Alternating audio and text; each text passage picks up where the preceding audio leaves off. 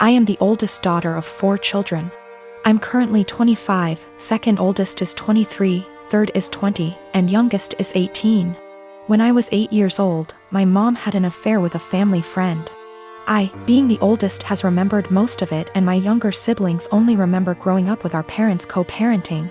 This has put a strain on my mother's and I's relationship. She cheated on my father, who was battling cancer.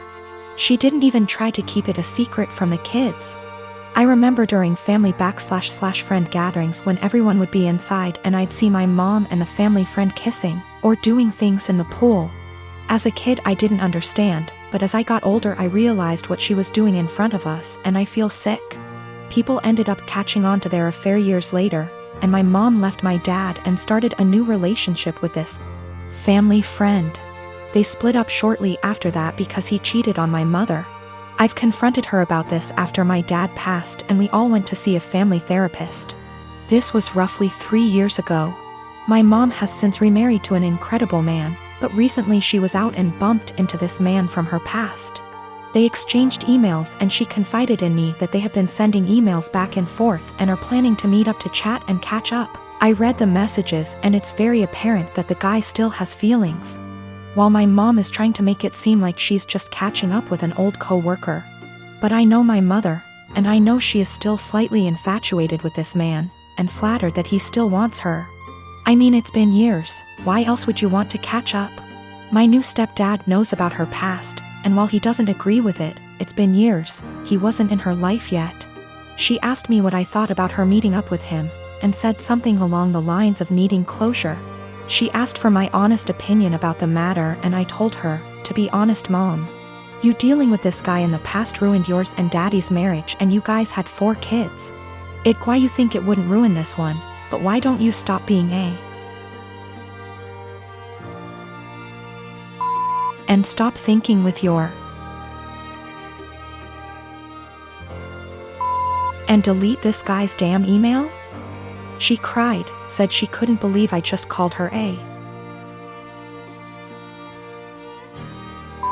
and left my house. We haven't spoken for a few days. Today, I got a call from my siblings saying I hurt my mom's feelings and whatever happened between her and Daddy's marriage was between them. I disagree. I had to witness my mom cheating on my father. I watched him die in bed while she was off to God knows where with this man. She asked for my opinion, and my opinion is that she's selfish and who left my dad to die on his own, and she wants to rekindle with this man and possibly cheat on my new stepdad. I am a 16-year-old female. I used to have a good relationship with my mother. That has since crashed and burned since she dated and married my stepdad, Gary, 6 years ago. Gary treats his son Ian, 19 male, like he's the center of the universe and expects my mother to as well, so she does. Anything Ian wants, Ian gets, and that usually comes at the expense of me. Ian wanted my room when they moved it. I was forced to go to another room to make the transition easier for everyone. Ian wanted a car for his 16th birthday. I didn't get braces for another year. Ian wanted to go on an expensive trip for spring break. I had to give up volleyball to make it happen. Ian wanted to have his side of the family over. I was expected to find somewhere else to be, since I wasn't family. My mother just went along with all of this and acted like it shouldn't affect me at all. My dad was overseas for a long time, and we used to FaceTime, and he was so upset by what he was hearing. He's home now and he's offering to have me come live with him. I'm not seeing a reason not to go, and so I told my mom I wanted to go live with my dad. She predictably freaked out and asked why I'd want to do that and said that we had such a good relationship. She didn't understand how this came so out of the blue. I told her that we haven't had a good relationship since she blindly decided to follow Gary's lead and give Ian anything he wanted, and it always came at my expense. My mom tried to argue, so I said I also wanted to leave because she let them kick me out of my own house because I wasn't family. So I was going to go live with someone who was. My mom started crying and said she wouldn't let me go. So I told her that my dad was willing to go to court over it and I was old enough to be able to say where I wanted to be. She's been a crying mess since I told her, and Gary is being a jackass about how awful I'm being. He was. ing at me about how terribly I'm treating them and how I'm not thinking about them at all. I asked why should I, he never thought of me when he was taking things from me to give to his kid. I said let's face facts here, you don't care about me, what you care about is losing the child support you spend on your son. He sort of went slack-jawed and I walked off. My dad said my mom called and threatened to take him to court, so he said he'd see her there. Now she's panicking because she realized he is planning on taking her to court over this. Mom and Gary of course think I'm the asshole for making things hard for everyone. But my dad and grandparents say to leave and never look back. My sister and her husband have been struggling with infertility since they got married 12 years ago. They've tried absolutely everything, from medical to spiritual, but unfortunately, nothing works. Now that she's approaching late 30s, they're starting to look into adoption, but it's also been a slow going. Since their financial condition isn't exactly stable from multiple rounds of fertility treatments they went through. I can only imagine the struggle, and I sympathize with her. But the stress this situation is bringing her and her husband honestly puts a strain on our relationship. My husband and I lost our best friends, Mason and his wife, Kate, 2 weeks ago in a horrible car accident. They left behind their son Pete, who isn't even 2 yet. It was so sudden and so heart-wrenching. We're still grieving, which lowers out contact with a lot of people, including my sister and Bil. Our main concern right now is ourselves and Pete, whose custody has come to us because we're both his godparents. Actively engaged in Pete's life since his birth.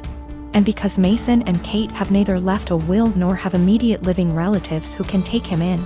We've decided to adopt Pete as soon as we can stomach the process. My husband and I never planned on having kids, and even if we did, this is absolutely not the way we want to go about it.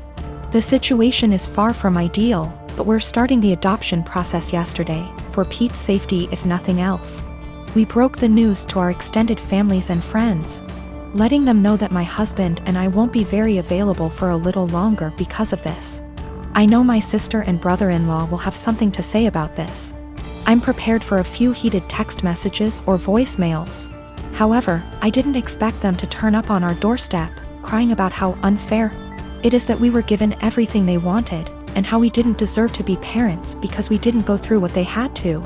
I've never seen my husband so angry before. He's usually very mild and gentle, but recent events have stretched our patience to the limits. We kicked them off of our porch, and I told my sister before she left that since our pain inconveniences her so much, I won't have her around me and my family at all anymore. I know she made a fuss about it, and now everyone has something to say to us. We turned off our phones, so we don't know which ones are cursing us and which one aren't. I know some did //r. My husband and I are both in pain and grieving, and we can't trust ourselves to be objective. For the sake of disclosure, my husband and I are both men. No, this is not a case of homophobia. My sister, for all her fault, was the first person to accept me for who I love. In January of 2019, my husband was diagnosed with a brain tumor. It was in a completely inoperable part of the brain, and was told me had 6 months to live. He stuck it out and died in October, 3 months longer than he was expected to. He was always positive, and decided a few weeks after his diagnosis that he would write letters for our daughters for significant events in their lives. My husband was my soulmate, and the past few months have been difficult knowing I've lost him. We have 2 daughters, Mia who is 21 and Imogen, Imi, who is 19. All 3 of us have become a lot closer since their dad's death, and we've all really struggled. My husband and I were together since we were children. Got married when we were 18 and we were approaching our 20th wedding anniversary when he passed. In February of this year, Mia got married to a boy she's been with for about 6 years. I absolutely love her husband and he's been incredibly supportive during all of our grief.